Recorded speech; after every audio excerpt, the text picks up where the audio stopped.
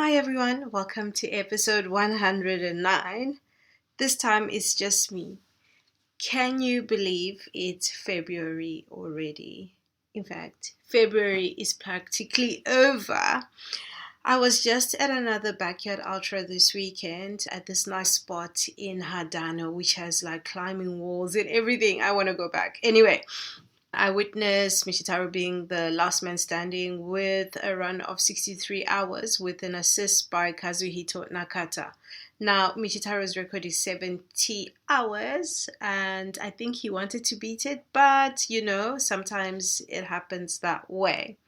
I also ran with Naoki, who I've had on the podcast before, and Naoki's thing is he is keen to make running a non-competitive sport. Not all of it, but just making sure that there is space for those of us who are not speedsters. So we ran in Ueno Park and we had to try guess what we were drawing, which turned out to be a cute little panda. It's always interesting to do something different. And for me, group runs are always a little bit scary. To be honest, I've had traumatic experiences where I've been left behind by groups. I mean, really traumatic experiences where I've been broken down. I think the whole thing got very emotional. But as a slow runner or a backpacker, one of the things that I struggle with is you want to run with a group, but you don't want to inconvenience, but you don't want to be left behind. So it's always tricky to find the right group to run with. But Naoki was very understanding and the group was amazing because they accommodated me and I ran faster than I would usually do. So it was a good day. It was a good day out. And I appreciate people who create spaces for those of us who are not speedsters. Anyway, the reason why I'm having this episode is because the other day I talked about how I struggle to get out and run. It's the one thing I know mentally that helps me stay balanced, but it's also one of the hardest things for me to do. So I thought I'd give some tips on how to get unstuck if you're in a running rut or need a bit of motivation. I by no means am an extreme expert, but these are pointers that I've gathered from episodes and from people I've interviewed before and from reading articles and my own experience. Okay, so one thing you can do is start a run streak. Believe it or not, run streaks are amazing for getting you back in the groove. I mean, they can be hard, but once you build the habit, after a certain number of days, you will feel like going for a run. So I think the beginning of the run streak might be a little bit hard, but once you get to a certain number of days, it's like your body craves the run. You can join a running club. This is a really good one because you meet like-minded people and you run together. Of course, the trick is to remember that not every running club will suit you perfectly, right? Because I'm like a slow runner. If I go to the speedsters, that's going to be a bad experience for me. So if you are looking for a club, just take your time and find the right club for yourself. Enter a race. This is always a good one because if you have a race on the calendar, you've paid for it. This might be all the motivation you need to go running or get out of the door. An easier one, instead of entering a race, is maybe deciding to run one park run a month. So you kind of like training to see if you can beat your park run time. I think the idea of just having something on your calendar is helpful. Get a coach. A coach is helpful because you have someone who tells you what you need to run and what speed you need to do it and the distance.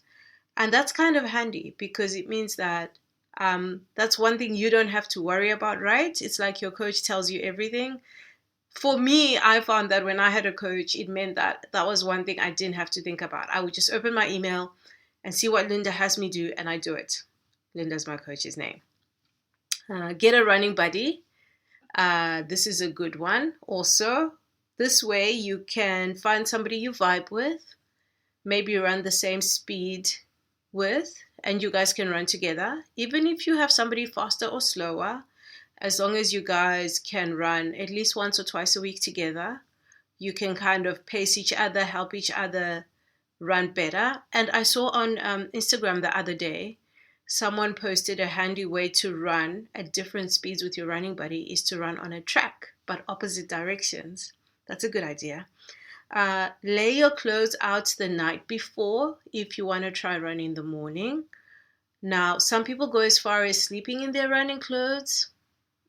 I don't know, but having your clothes out and basically prepping everything the night before is good, because when your clothes are out, when you wake up in the morning, you can go run. And honestly, running in the morning is probably one of the best things to do, because once you do it, it's out of the way. Watch a running type movie or read a running book or listen to a podcast or even just watch a YouTube channel.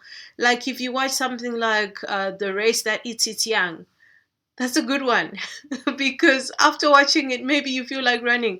Or there's this movie by Brandon Leonard called How to Run 100 Miles. That's a good one because sometimes you watch something like that and it motivates you and it makes you want to achieve a challenge. Another good YouTuber to follow is Bo Miles, which leads on to the next thing that you can do to motivate yourself is shake up your running. So something that Bo did was running 1 kilometer every hour, right? I think he did a mile every hour. So that's a way of just I've done it before where it's a day where I have so many things to do and I need to run, but I think 4 hours is too much and maybe this way it doesn't work. But what I do is I write my to-do list of all the things I need to do on that day, and then every hour at the beginning of the hour I go out and run 1 kilometer, and then I do something on my list and I tick it off. And for me, surprisingly, I get my run in and I'm quite productive. So I don't know, just be creative about your running. Break it up if you need to. Do 20 minutes in the morning, 20 minutes in the afternoon, 20 minutes at night. Run 1 kilometer an hour. Do the Goggins challenge. These are all different ways. Run in a new place. Maybe get in the car, drive to a trailhead. The scenery is better. Maybe that's the motivation you need. And then another one is ignore the first 15 minutes of your run, because it's hard the first 15 minutes, but I promise you after that it gets better. So as long as you can get those shoes on, get out the door and just hang on for 10 to 15 minutes, that's half of the job done. And try to run a new route. I think that's kind of goes with the Bo Miles idea. And then you know what? You can walk. It's like a no pressure where, I don't feel like running. I'm not in the mood, but I'm just going to walk it. Maybe 2 minutes running, 2 minutes walking. And you never know, maybe 2 kilometers in, you might feel like going for a run. Maybe after a week of doing that ever so often, you might feel better and have the energy to run further or run actually. Anyway, this by no means is an exhaustible list, but maybe it will help you get out of the door. Maybe it will help you get out of a funk. Maybe it will help you go for a run or do that thing that you need to bring balance back to your force. For me, it's running. And I don't know if you can apply these to other things like biking or swimming or whatever your sport is or whatever your poison is. And I hope you guys have a week full of great adventures. Thank you for listening to this episode. Cheers.